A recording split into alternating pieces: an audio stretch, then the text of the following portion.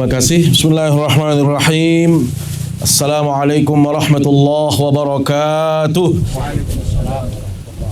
Alhamdulillahi rabbil alamin, al-qail fi muhkami tanzilihi wa huwa asdaqul qailun wa huwa asdaqul qailin. Bismillahirrahmanirrahim. Aynama takunu yudrikkumul maut walau kuntum fi burujin musyayyadah. Wassalatu wassalamu ala asyrafil anbiya'i wal mursalin wa ala alihi wa sahbihi ajma'in. Amma ba'du.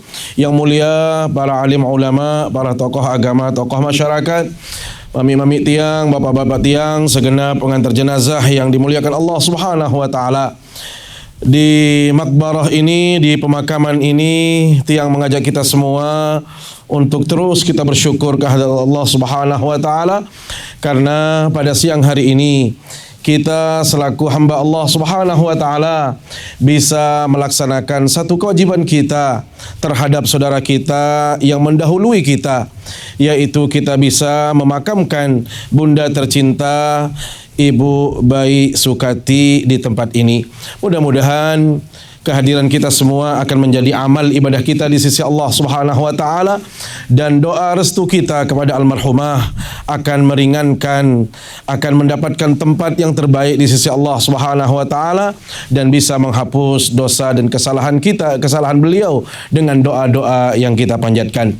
Salawat serta salam selalu kita sampaikan ke hadapan baginda Rasulullah sallallahu alaihi wasallam.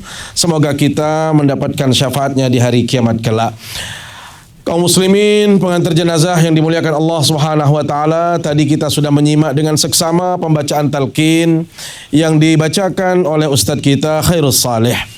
Ketahuilah Allah, talqin yang dibacakan tadi itu merupakan pelajaran-pelajaran berharga bagi kita semua, nasihat-nasihat yang ditujukan bagi kita semua. Kalau kita tahu bahwasanya talqin itu sebenarnya dibagi dua. Ada talqin di saat seseorang itu menghadapi sakaratil maut. Disitulah yang disebutkan oleh baginda Rasul sallallahu alaihi wasallam, laqinu mautakum la ilaha illallah. Talqinkan setiap orang yang akan meninggal dunia itu supaya mereka mengucapkan la ilaha illallah. Kemudian talqin yang kedua yang saat tadi sudah kita dengarkan itu ditujukan buat kita semua yang hadir di majelis atau makbarah ini, dan juga ada pesan-pesan sedikit untuk yang meninggal dunia. Tadi diawali dengan ucapan firman Allah Subhanahu wa taala, kullu nafsin dha'iqatul maut. Setiap yang berjiwa pasti akan mengalami yang namanya kematian. Maka siang hari ini kita diberikan contoh bahwasanya ibunda tercinta Ibu Bayi Sukati yang kita cintai dan kita sayangi pun meninggalkan kita semua pada hari ini, dan saat ini kita sudah menyelesaikan tugas dan kewajiban kita. Ini menjadi contoh, ini menjadi teladan bagi kita semua bahwasanya tidak ada manusia yang kekal abadi dalam hidup ini. Imam Syafi'i rahimahullahu taala berbahasa, faman nazalat bisahatihil manaya fala ardun taqihi wala sama. Bila mana kematian itu sudah tiba atau datang kepada siapapun jua dalam kehidupan ini, fala ardun taqih, maka bumi yang luas ini pun tidak akan bisa menyelamatkannya. Bumi ini yang dimaksud adalah tempat kita mencari harta, tempat kita cari rezeki. Maka orang yang sudah meninggal dunia atau orang yang didatangi oleh kematian, sebesar apapun harta yang dia miliki, tidak akan bisa menyelamatkan dia dari kematian. Wala sama. Sama ini adalah merupakan tempat yang tinggi. Artinya bagi kehidupan kita adalah siapapun kita, apapun jabatannya, status sosialnya, mau jadi apapun dia, kalau sudah kematian itu tiba, maka tidak akan satupun ada yang bisa menyelamatkan kita dari yang namanya kematian. Karena itu Allah, kita diberikan pelajaran yang berharga, apalagi kita masih berkesempatan untuk menghadiri yang namanya pemakaman ini. Maka wasiat baginda Rasul sallallahu alaihi wasallam sangat simpel sekali. Jadilah kita orang yang cerdas, jadilah kita orang yang pintar, dan jangan menjadi orang yang bodoh, kata Rasul sallallahu alaihi wasallam. Siapa mereka yang pintar, kata Allah? Beliau katakan, Al-kayyis man dana nafsahu wa amila lima ba'dal maut. Orang yang cerdas, kata Rasul, adalah mereka yang selalu menimbang-nimbang dirinya, selalu menghitung-hitung dirinya. Apakah sesuai usia yang Allah berikan kepada dia dengan amal ibadah yang sudah dia lakukan? Jangan-jangan, hati Allah, kalau kita tahu usia kita sudah mendekati 60, sementara kita rasakan amal kita belum banyak, ibadah kita belum banyak yang fokus, sedekah kita masih kurang, maka ini kesempatan baik bagi kita untuk terus menambah kebaikan kita, menambah amal soleh kita di hadapan Allah Subhanahu wa taala. Inilah orang yang cerdas. Jadi orang yang cerdas sama Allah bukan ditandai dengan predikat yang hebat, dengan gelar yang mentereng, dengan mungkin jabatan yang tinggi, tidak. Tetapi mereka yang cerdas adalah mereka yang bisa menghitung-hitung dirinya, menimbang-nimbang dirinya, sehingga bila dia tahu dirinya belum banyak amal saleh, maka dia mensegerakan dirinya untuk berbuat kebajikan. Itulah yang disampaikan oleh Sayyidina Umar bin Al-Khattab, hasibu anfusakum qabla an tuhasabu.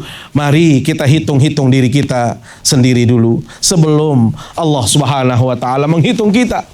Karena bila mana Allah sudah menghitung kita, Allah tidak ada revisi lagi, tidak ada lagi yang namanya perbaikan.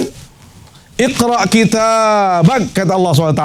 Nih, lihat kamu tulisannya, baca hasil-hasil perbuatanmu di dunia. Kita melihat sendiri dan kita mengoreksi sendiri.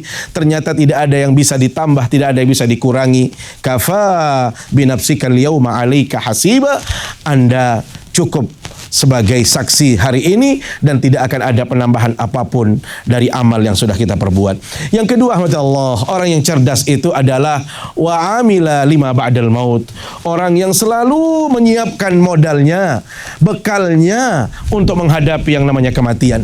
Semua kita, Allah, akan mengalami seperti bunda tercinta. Maka yang paling baik dalam kehidupan ini adalah persiapkan amal kita, perbanyaklah ibadah kita, perbaiki hubungan sosial kita. Maka insya Allah kita semua akan menjadi orang yang cerdas. Sebaliknya, kata Rasul, jangan menjadi orang bodoh. Siapa mereka yang bodoh? Manittaba'a nafsahu hawah. Orang yang mengikuti keinginan hawa nafsunya, sehingga apapun yang diinginkan hawa nafsunya selalu dia ikuti, selalu dia turuti, sehingga kadang-kadang dia lebih banyak jauh dari perintah Allah Subhanahu wa taala. Dan yang kedua dan yang terakhir, kata Allah, orang yang bodoh, kata Rasul, adalah wa tamanna 'ala Allahil amani. Orang yang lebih suka berandai-andai, suka hanya sekedar berkeinginan saja. Ya, cita-cita yang mohon maaf tidak ada buktinya, tidak dibuktikan dengan pekerjaan, tetapi dia hanya berandai-andai saja. Maka jangan sampai kita hanya sekedar diangan-angan saja, mau baik diangan-angan saja, berandai-andai saja. Tetapi mari kita buktikan, kalau kita menginginkan kebaikan, maka kita langsung melakukannya, sekecil apapun kebaikan itu, karena itulah yang akan menjadi bekal kita menghadap Allah Subhanahu wa taala.